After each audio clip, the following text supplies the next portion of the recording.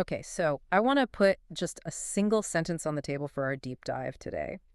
It's a line from the Pali Canon that it really acts like a kind of Rorschach test for anyone interested in this stuff. Oh, yeah. If you've spent any time at all in these circles, you've heard it, you've probably even chanted it. It's got to be the most quoted line in the entire canon. Yeah. And, based on the stack of research we're looking at, almost certainly the most misunderstood. The line is, Yakinichi samudayadma sabata nirotamon. A classic. Yeah. An absolute classic. And the standard translation, the one you'll find in, almost every intro book, it goes something like, whatever is of the nature to arise is entirely of the nature to cease. Or, the bumper sticker version, this too shall pass. Right.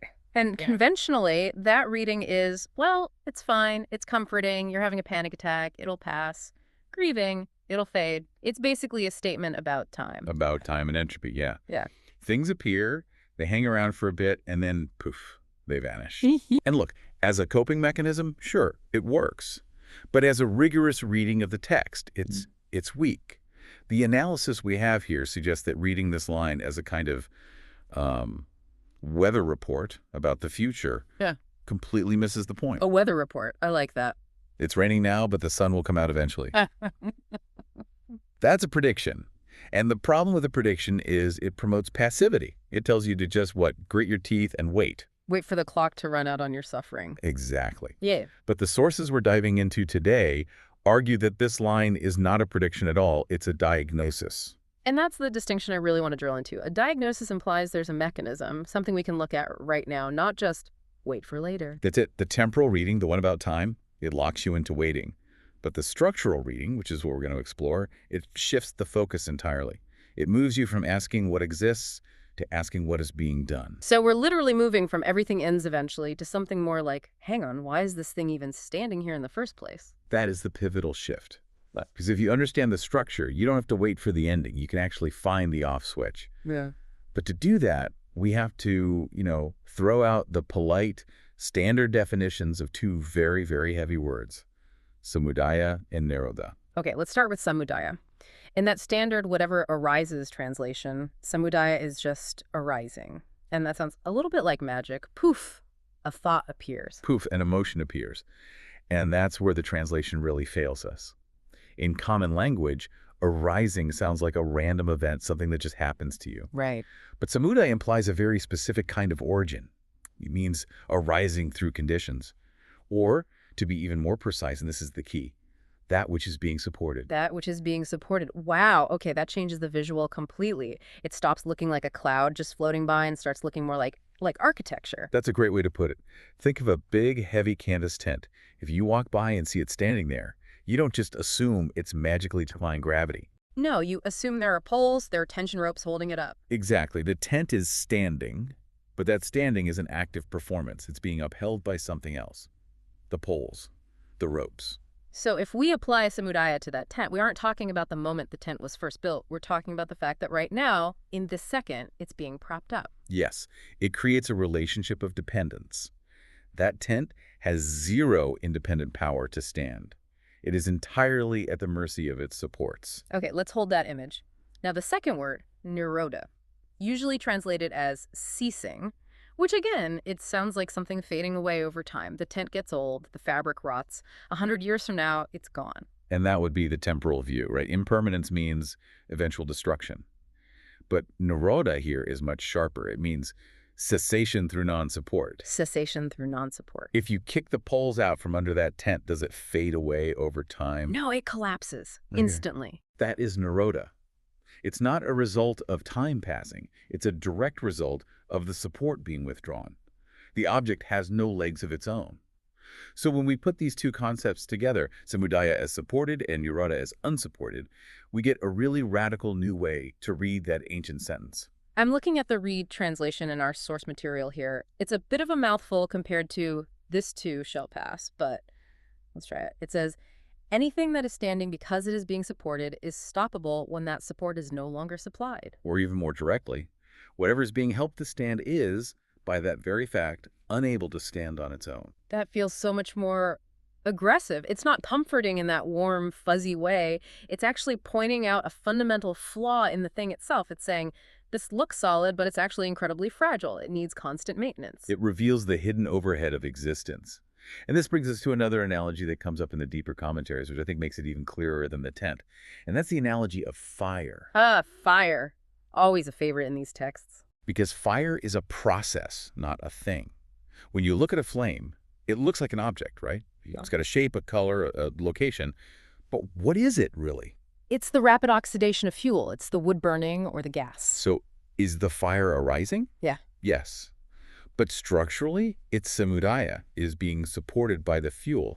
Now, if you cut the fuel line or you stop throwing logs on, what happens to the fire? It goes out. But where does it go? Travel north? Hide somewhere for 10 years? No. Yeah. The moment the fuel ceases, the existence of the fire ceases. The arising of the fire was completely dependent on the feeding of the fire. Okay, this brings it right back to that distinction between prediction and diagnosis. If I tell you, this fire will go out eventually, that's a prediction. I'm just saying you'll run out of wood someday. Right. But if I tell you, this fire's only burning because you are feeding it, that's a diagnosis. It puts the agency right back in the room. And that is precisely why this insight is considered liberating. If your suffering, your anxiety, your anger, your obsession is structurally the same as that fire, then it isn't just happening to you, it's being fueled. And if it's being fueled, the fuel supply can be cut. It can be cut. But this is where it gets tricky for people. It's easy to see the fuel for a campfire. It's much harder to see the fuel for, say, resentment. Right. Let's ground this. Let's take a modern example. Say I'm harboring this deep resentment toward a colleague who stole credit for my idea. That feeling, it feels like a solid rock in my chest. It doesn't feel like a process. It feels incredibly solid, sure. Yeah. But let's look at the structure. Does that resentment exist when you are deep asleep? No. Does it exist when you are completely engrossed in a really complex math problem or, a sudden emergency? Not really. It comes back when I have a spare moment to think. It comes back when you pick it up. Resentment requires a narrative. You have to actively replay the video of that meeting. You have to mentally rehearse the argument you wish you'd had. You have to stoke those coals, that mental replaying. That is the samudaya. That is the support. So the solid rock is actually more like a spinning fan blade. It only looks solid because I'm spinning it so fast with my own attention. Precisely. You are doing the work of holding it up. The insight here isn't just resentment is bad. The insight is resentment is incredibly high maintenance. It cannot stand without your participation. This reminds me of that case study in our stack, the story of Supabuddha. This is a guy from the Udana, one of the old texts, right? Yes, a fascinating figure. He was a leper, sitting at the very back of the crowd. In that society, he was considered the lowest of the low. He wasn't a monk. He hadn't spent decades meditating in a cave. And yet the text says he attained stream entry, a really profound level of awakening on that very seat. He didn't go on a retreat. He just heard this one idea and boom, it clicked. Which really challenges that whole gradual progress model that so many of us just assume is the only way. We think we have to chip away at our ego for 30 years. Supabuddha didn't chip away at anything.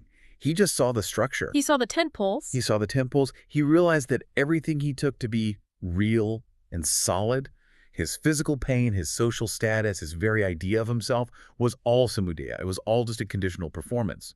And by seeing that, he realized it could all stop. He didn't have to destroy it. He just had to see its nature. And the text mentions that this one realization, it locks together the three marks of existence: impermanence, suffering, and non-self. Usually these are taught like 3 different items on a list you have to memorize.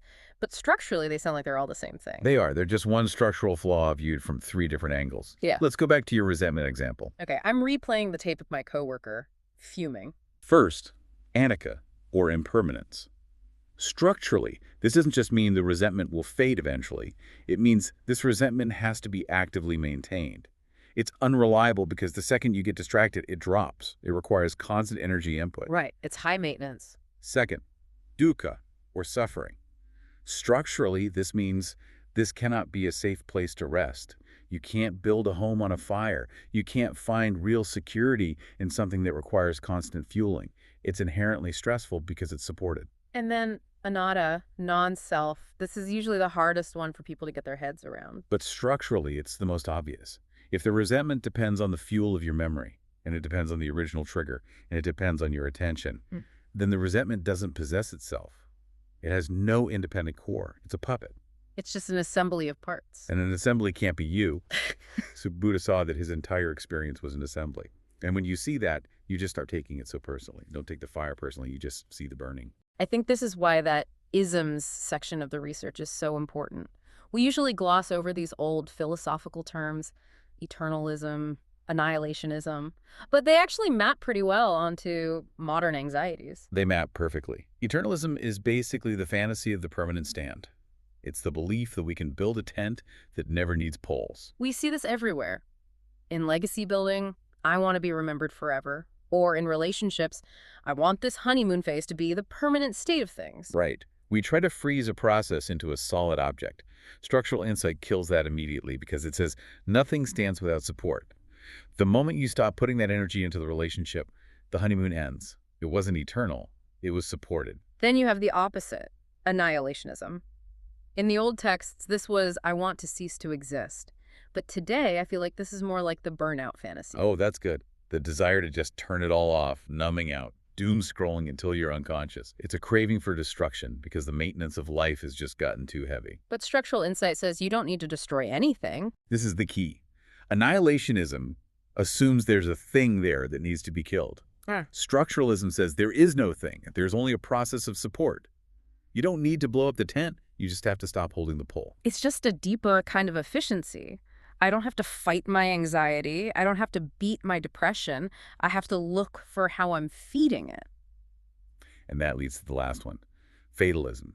The idea that we're just victims of our programming. Structural insight rejects that too, because the support is happening now. That's the empowering part. If the support was something that happened to me in childhood, well, I'm screwed. I can't change the past. But if the support is, I am replaying this narrative right now, then I have agency. You are a participant.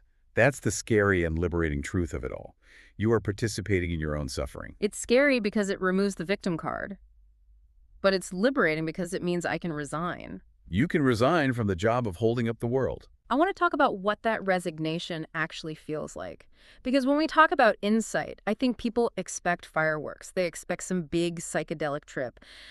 But the description of this structural break, this Neroda, it sounds really quiet. It is remarkably quiet.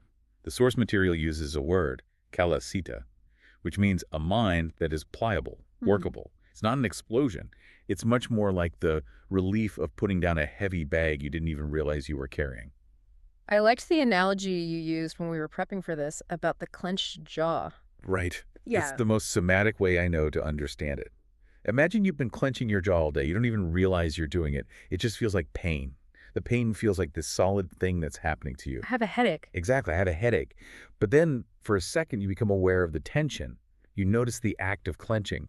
In that one moment of noticing, what happens? Relax it. You stop doing it. Do you have to attack the jaw? Do you have to force it open with your hands? No. The awareness of the effort is the cessation of the effort. You realize, oh, I'm doing this unnecessary thing, and the muscles just let go. That brings us all the way back to that dense phrase, arising contains ceasing. Seeing the clench is the release. Seeing the support is the removal of the support. You can't knowingly and consciously hold on to a hot coal once you realize you're the one squeezing it. You only squeeze it because you think it's somehow stuck to you. So Supabuddha, sitting in that crowd, he didn't have a hallucination. He just realized he was clenching his entire reality, and he let go. And that letting go is Neroda. It's cooling. It's the fire going out because the fuel is no longer being thrown in. This really shifts the whole practice of mindfulness for me. It's not about passively watching a river flow by. It's more like checking the engine room. It turns you into a structural engineer of your own experience. You stop asking, when will this end? And you start asking, what is holding this up? And sometimes the answer is uncomfortable. Sometimes the thing holding up my anger is my desire to be right. Often. The fuel is rarely noble. We fuel our suffering because we get something out of it. A sense of identity, righteousness, a way to protect ourselves, a distraction. Structural insight forces you to look at that fuel bill and ask, is this worth the cost? Is this worth the cost? That's the audit. And when the answer is clearly no, the letting go isn't a struggle, it's inevitable. Because whatever is standing, because it is supported, is, by its very nature, stoppable. We've covered a lot of ground here, from Pali grammar to tent poles to clenched jaws, but I want to make sure we leave the listener with that redefinition because I think that's the tool they can actually walk away with. We are officially shelving whatever arises ceases. It's too passive. We're putting it in the beginner drawer with the training wheels. The advanced definition, the structural one, is this. Whatever is standing because it is supported is, by that very fact, stoppable. It's a diagnosis of dependence. And a promise of release. So here's your mission, should you choose to accept it. The next time you find yourself stuck in a loop, whether it's anxiety or resentment or just a bad mood that won't lift, don't look at the clock. Don't wait for the weather to change. Look underneath. Ask yourself the structural question, what am I currently helping to stand simply by participating in it? And just see what happens when you stop feeding the fire. You might find it's not nearly as solid as you thought. Thanks for diving deep with us. We'll see you on the next one.